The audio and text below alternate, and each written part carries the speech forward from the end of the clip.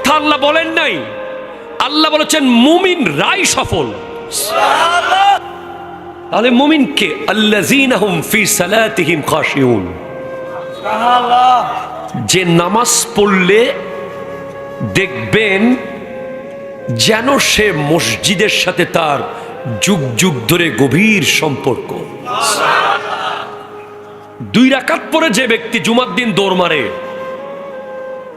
সে আদৌ মুমিন হতে পেরেছে কিনা আমি জানি না। যে ব্যক্তি সুন্নাত না পড়ে, নফল না পড়ে, কোনো মতে ফরজ পড়ে চালিয়ে দেয়, সে আদৌ মুমিন কতটুকু আমি বলতে পারবো না। কারণ মুমিন সে যে হৃদয় দিয়ে নামাজ পড়ে।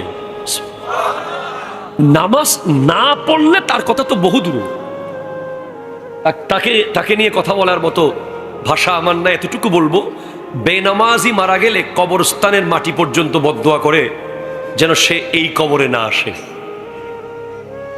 কবরস্থানের মাটি আল্লাহর কাছে চায় এই লাশ এই কবরে না আসে, কারণ তার উপরে এমন আযাব হবে কবরের মাটি পর্যন্ত কষ্ট পাবে।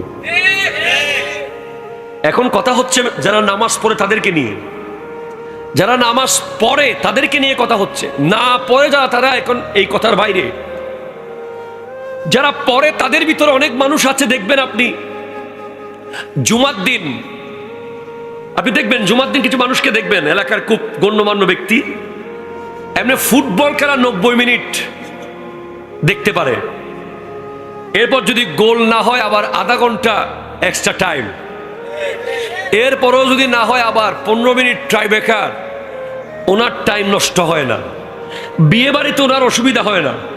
কথা বলে না ঠিক কিনা? খেলার মাঠে ওনার প্রবলেম হয় না। কিন্তু জুমার দিন খতিব সাহেব যদি 10 মিনিট বেশি ওয়াজ করে,